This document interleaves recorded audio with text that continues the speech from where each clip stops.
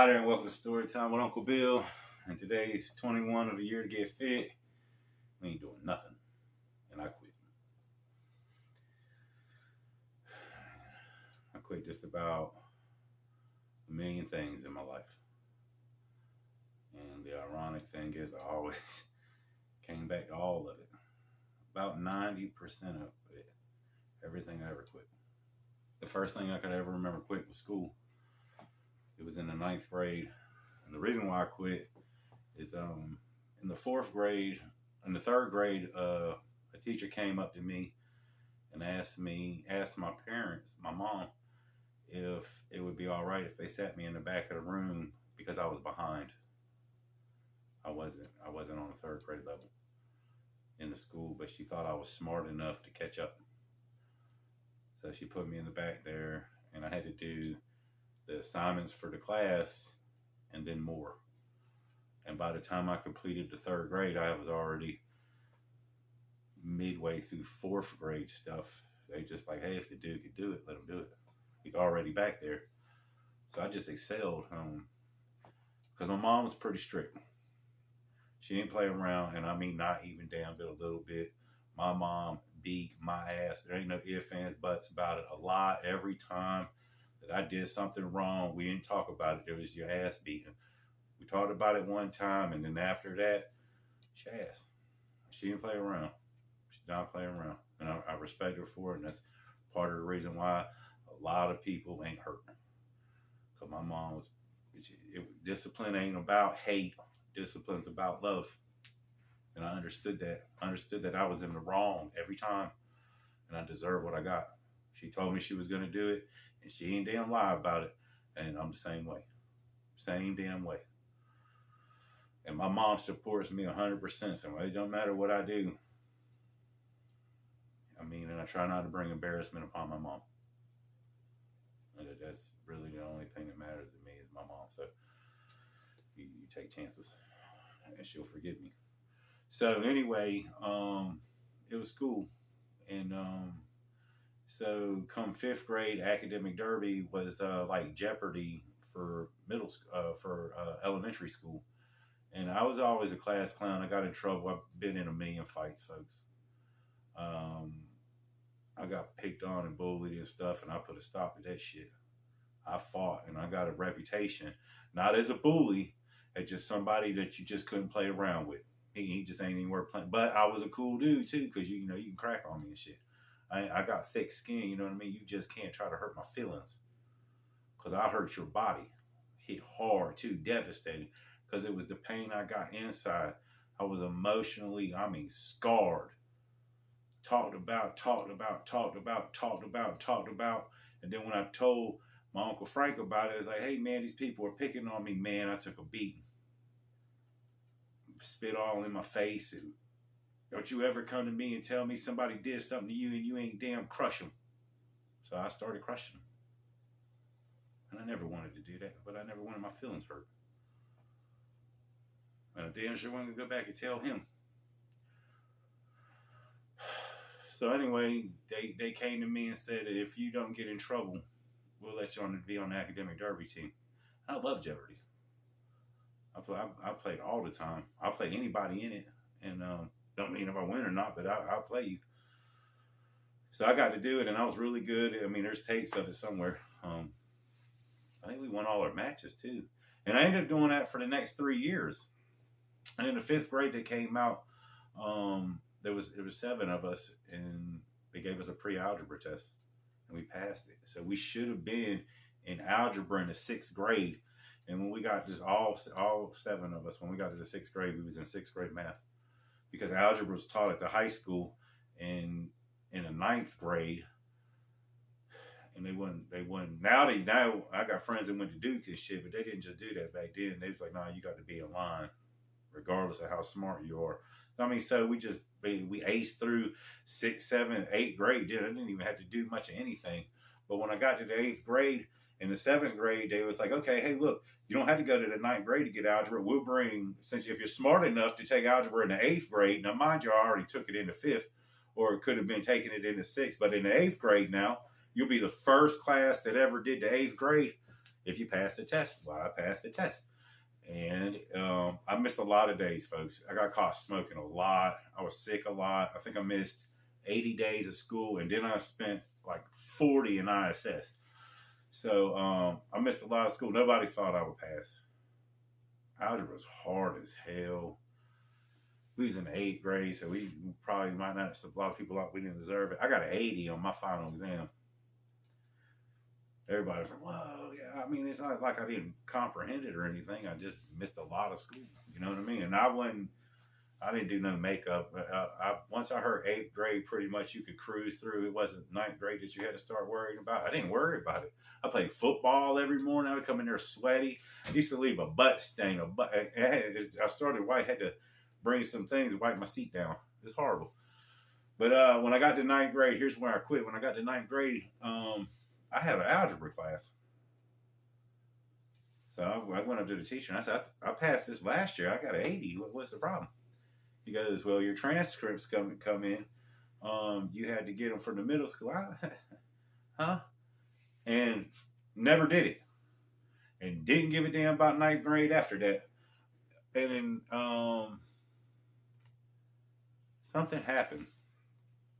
And I ain't got no reason to lie to you. And there was witnesses. But me and my buddy Todd Dauberman, and I talked about him on the Handlebars. We was walking down the hallway, and this girl named Corey, she was in front of us, and she was talking to one dude, Larry, and stuff. And I'm not sure. I didn't see anything, folks. I mean, I seen them and kept going. Well, for whatever reason, man, it's nothing. Like when you got to fill out a statement, I don't know what you're talking about.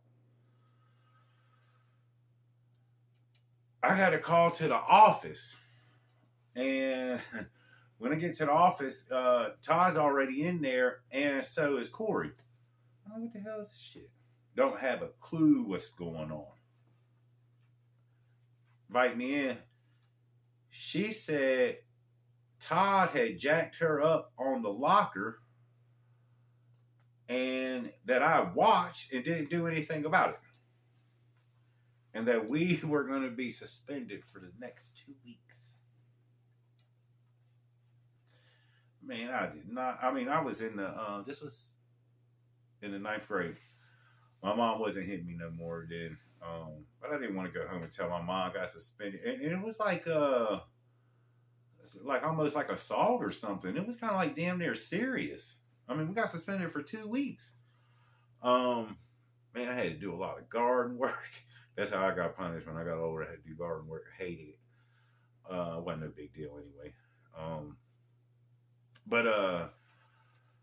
So after the 2 weeks, I came back and I had already missed quite a few days. I think I missed 14. And if you miss 20 at the high school, or I don't know if it's all high school, but if you miss 20 at the high school I went to, they're not even going to pass you. It don't matter. And my grade point average was like a 93, 94. So when I came back after the 2 weeks, she was like, yeah, you, and I had got, like I said, I was a class clown the whole time I was in school. I just like having fun. Always made the class laugh. Didn't, got in trouble though. Had to, what they call this shit, after school detention. But I can walk through the woods and cross a couple creeks, which I like to do anyway to get home. So that never bothered me. I can get, cause my mama worked at night, so after 5, so I wasn't gonna get no ride that way. But so I never got the algebra. And when I came, oh yeah, she was like the assistant principal. She was like, yeah, Mr. Jakowski, if you get in any trouble anymore, we're gonna try to expel you. I'm like, damn, you try to expel? I said, I don't even care. When I turn 16, I'm gonna quit. Now I just had enough of school. I mean, I'm taking algebra again, man. I got a 93 average. I'm just not motivated to go to school anymore. So I go out of the assistant principal's room, and my first class period was Miss Thomas. It was just right across the hallway, and the bell had rung. And I think I had a first period. The bell had rung, and there was 2 bells. Once you hit the second bell rings, you're late. So I was walking down the hallway, and I just didn't care if the bell rang or not. I could have made it. I mean, realistically, I could have made it. I might have had to run a little bit, but I would have made it. And there was nobody in the hallway. Nobody. But it rang, and I think I waited like 5 or 6 seconds. I took a deep breath, and I just like, man, I just don't care. I just don't care anymore. So I walked in the classroom, and sure enough, and Miss Thomas lived in my neighborhood, man. I come in, and she was like, "Oh yeah, nice for you to come. Nice for you to they called me Billy back in the day. Nice of you to come visit us, Billy. See, you're late again." And I had sat down, and I just said, "You know, man, fuck this." Oh, excuse me. But that's what I said, you know. She's like, get out of my classroom. Everybody's like, get out of my classroom right now, get out. So I went back to, I had just left it. And she had shut the door, and I knocked on the door, and she's like, come in. And she said, what are you doing here? And I told her what I told Miss Thomas, and she said, yep, that's it. You're going to spend the rest of the year in ISS. And that's what I ended up doing too. I had, I ended up spending like 88 days in ISS. And after the 60-day point, I had finished the whole year. I don't even know when that was. Like, we got out in June, like February. I didn't do no schoolwork no more. Me and Mr. Cherry hung out, picked up cigarette butts, and just talked. And like, they had cubicles and stuff. I didn't have to sit in them no more. It's just like I just didn't have to go to school. And then I didn't have to do no work. I'd just be having books in front of me. Just pretending, really. Because, you know, sometimes he had to be in the classroom. Other than that, man, we patrolled. Sometimes there wasn't nobody in there. It was nice. Me and Billy Brown was in there for a while. So the second thing I really remember quitting, I was in prison. And a lot of, I know some people might be uncomfortable about me talking with it or don't know, but I got busted in 98 with 198 pounds of marijuana and had to do 5 years in federal prison. And a lot of what my videos are is ways that you can, some things you could do to maybe change addictions, change lifestyles, things that'll make you a better person. Because it's just choices. It's choices, and you can make better choices, and you make better decisions, and you can make a better life for yourself. You just got to make those choices. And I knew that I wanted to do something like this, and I've got the certificates to prove it. I knew one of the things I had to do was I had to be able to be a public speaker. And I was always able to draw a crowd with my stories, with my life experiences. But that was with my friends and family. So can I do it with something else? And I was fortunate enough that they had public speaking, and they might have them at all. I would almost bet that they do. But I didn't realize until I got to the second prison, when I spent my last 2 years, that they had Toastmasters International, and I had never even heard of them. And maybe you haven't either, and you know that's why I'm bringing this up.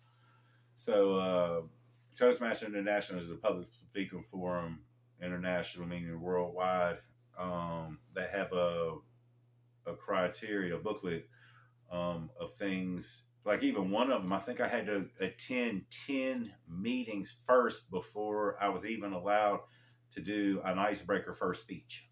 They want you to be involved in the process of public speaking in every aspect. I mean, they had workshops you had to do and stuff just to get to where they'll put your name on the list, and you get to see, hey, public speaking tonight, speakers, and then your name's on it. And then it becomes a big deal. I mean, there's a crowd coming to see you to speak. And I was, and you got certificates, so I was enticed by it very much. And thought it would be a cakewalk, especially after I did the 10 and I got a feel. These are what the speeches are about, because there's 10 of them, and I don't think on these 10 you even get to speak about something you're passionate about. Man, I can't even think of any of them, but it's I got the checklist. We'll go over it next time. So I was excited. The first time I was up there, real good. The second time, killed it, and the third time, I wasn't real confident. And there's always this process. I'll see the subject. I'll come up with a a couple topics that I like, and then I'll just brainstorm and float with it and pick my brain and see which one really hits me. And the one that's going to hit me is the one that I start having nightmares about. That was my process. Once the nightmare started, and that's what it was too, was me failing. It was me going up there and not getting it, but understanding that my information was in here, and all I had to do was put it all to pieces. And by the morning time, within 2 to 3 days, because you would get to know at least 2 weeks to 3 weeks in advance when it's your time to speak. So by the time that day came for those first 2 times, I was cool with it. But this time I couldn't get the nightmare, and I tried to switch. And by the time I tried to switch, there was only 2 days left, and I wasn't confident on either one. So I was like, damn, man, maybe I could just wing it.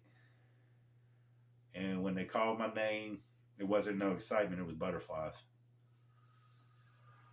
I couldn't overcome them because I wasn't confident. I was confident in what the message was, but I couldn't deliver it. And I froze, and I remember looking over the crowd, and I couldn't get. I could see them wanting it. I could see them rooting for me. I mean, like a couple people even clapped, you know what I mean? And I just couldn't bring it to them. I started shaking real bad, anxiety. It just overtook me. It was probably my first anxiety attack. I forgot all about that. I mean, I shook, and the butterflies danced, and I said, I'm sorry. And I walked away. I walked right out of the building. It was a packed house, man. I failed. I ain't never going back to that shit. I wanted that certificate bad though. It said Toastmasters International. It didn't say Toastmasters of the United States. It said Toastmasters International. We need to pause for this Kool-Aid break. And the guys, a lot of them were, every 10 you get a different ranking. And there was a couple guys that were way up there. And they was like, yo, man, you got this, man. And because they knew how much certificates meant to me, because I had the most certificates of anybody there, but I don't care how long you've been there. I had the most. I wanted it. That's what I wanted. And I wanted that one.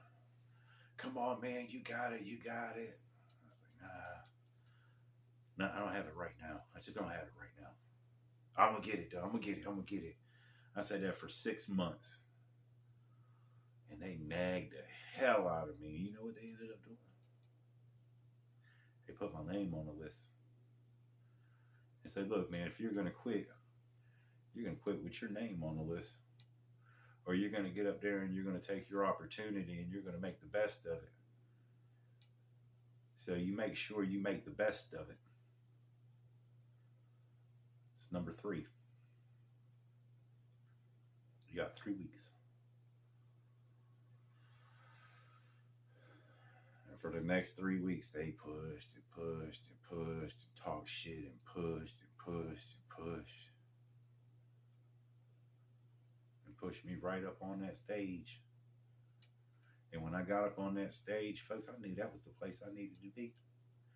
That was the place I wanted to be. And that was the place I was going to be. And I was going to be there until I got those damn certificates. And I would do whatever it takes. I would make the nightmares. And they came. They came because I got my confidence back. I hit the groove. And every speech got better. Every speech got better, and it got easier, and then it just got to where, man, we was hanging out. We was friends. We always were friends. And there was my 10th speech. There was only one thing that I wanted.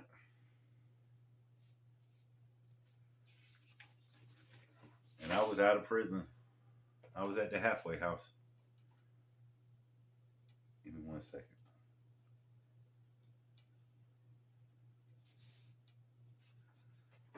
This is what it looks like.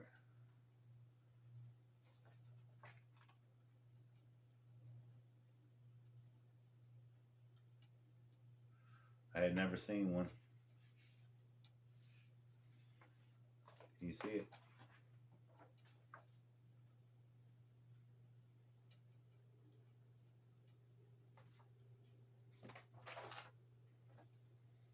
It says, Dear Toastmaster. It's pretty cool when they call you Toastmaster. Congratulations by completing the Communication and Leadership Program Manual. You not only have earned recognition as a competent Gavalier, you also have gained valuable communication skills that will benefit you in many aspects of your life. As a competent Gavalier, you are ready to take advantage of the many opportunities offered by Toastmasters Advanced Communication and Leadership Program. This challenging program consists of 15 manuals. Each manual has 5 projects focused on specific communication and leadership applications. These manuals are entitled, then that's just, okay, check this out. Entitled The Entertainer Speaker, Speaking to Inform, Public Communication, Public Relations, The Discussion Leader, Specialty Speeches, Speeches by Management, The Professional Speaker, Technical Presentations, Persuasive Speaking, Communication on Television, Storytelling, Interpretive Reading, Interpersonal Communication, Special Occasion Speeches, and Humorously Speaking. To qualify for Advanced Gavalier Bronze recognition, you must complete 2 of these manuals, a total of 10 projects. A record of assignments is included at the end of each manual. Please complete and submit these forms for the Advanced Bronze. Oh, that's just basically telling you what's coming up next. That's a damn shame. That wasn't even worth really reading. But that's what you get.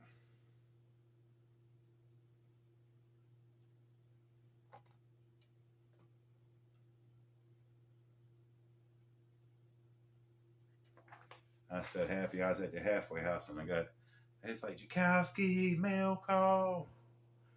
Like, shit, I'm not getting no mail here. Who's going to send mail to the halfway house? And it was that. I was so happy. You know what the last thing I quit was, folks? I quit YouTube. Now, let me explain something to you if you haven't seen the video on this yet. I went to my mom and my stepdad and told them 2 years ago that this is what it is I wanted to do. 100%, and I'm going to put 100% into it. And I quit. I made 52 videos. And for a whole year, I didn't make one that you saw. I mean, YouTubers. I didn't post a video for a year. I probably got hundreds, but I didn't post any for myself. I devoted a whole year to everybody else. Probably 25,000 videos I watched, if not more. I'd love to ask YouTube if they could tell me, because it only goes up to 5,000. If you didn't know that, really like to know. It's a bunch, and I enjoyed all of it, and I appreciate all the support that you guys are giving me. I am not gonna quit this. I just like it too much. But I did quit a whole year without videos. I did 52 videos, and for a whole year I stayed at that number and the same amount of subscribers, 92. I was stuck on 72 forever. I mean, forever. And then I made it up to 92. I was stuck at 92 for a whole year. And I just passed 700. And like I said, I appreciate everybody, man. To be honest with you, if I had to guess, I would probably been 100,000. And that's okay, because I think the first time you get a gold button, and I told you I'm a certificate junkie, so that gold button comes with a certificate. That certificate, we're gonna have that shortly. I'll do whatever it takes to have that shortly. That because I need to have something for my mama needs something, because I told her, and I'm gonna go full tilt, straight up. I'm not about to let nobody down, and if I get to put the weight on my shoulders, I know I can carry it. I'm gonna be in it to win it. And dropping out of school, I probably should have finished that, but I went back to high school, so I went back for another 9th grade, and that's embarrassing. And I passed, and then I went to 10th grade, and then I quit again. And I quit because Bojangles, I had a breakup, and then I wanted to go back to school after that. Even though we were still cool, I had enough. But Bojangles offered me management position, and so that was it for school. I took that shit and ran with it, and had a good 3 years. It was awesome. And then, but the first year, and part of the reason, part of the things I had to do is be a manager. So I had to go back to school and get my GED. And if I'd have known for $7.50, and I think I had to do like 6-7 hours of studying on a computer, which entailed me turning on a computer for 6 days for 1 hour a day and looking at it because I didn't even know how to work it. I didn't do nothing constructive, and it wasn't like that. Oh, maybe there was tests. Whatever it was, it was like, are you kidding? $7.50, and I got a cap and gown, and a diploma in the mail, and everything else for $7.50. This was in 1996, same year my daughter was born. That was it. 6 hours study time and 3 days of testing. And that they sent a thing in, and it's like, yeah, you got like a 96 on this thing, man. You passed. Bingo. So when I went to prison, I don't know if you've seen it before. So I went to prison. I had a little girl.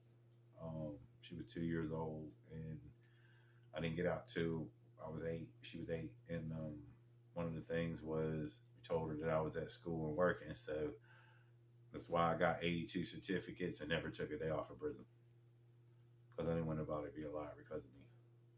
Now, we didn't tell her that I was in prison. We did later on, of course. And I sent things to her that, prison photos, because that's the only kind of photos you could take in prison. You know what I mean? So maybe she had an inkling or overheard something. I'm not really sure. I never asked her. She's 26 now. We way past that. But that's so. The school I quit, but I went back to that. So everything I ever quit, I actually succeeded in really well. So I'm about to do something. I'm always going to do something because we got plenty more. And I got like hundreds of videos that ain't even out yet. So we'll be on that road shortly. Felt good to take the day off. I was a little sore, a little tired. We'll talk about other certificates I had and what they meant to me and how I apply that to my everyday life. If you want to do anything that involves public speaking, social media, or anything, and you want to try something challenging and cool, Toastmasters is pretty much everywhere, and you probably don't even realize it. And here's their letterhead and stuff one more time. It's not that hard. It's probably something to take away from your everyday life that you can. I never went outside. I only did it while I was inside. So maybe that might be something I explore. Just to go check what's out there. I know I had looked it up one time, and there was actually a few spots in my local area, but with the pandemic and everything and things that have passed, there's no telling what it is. Whew. All right, man. Hope everybody's having a good day and staying safe. Hit that like button, share if you can, subscribe if you haven't, leave me a comment. Tell me about anything. If you've done Toastmasters International, it'd be cool to hear your stories.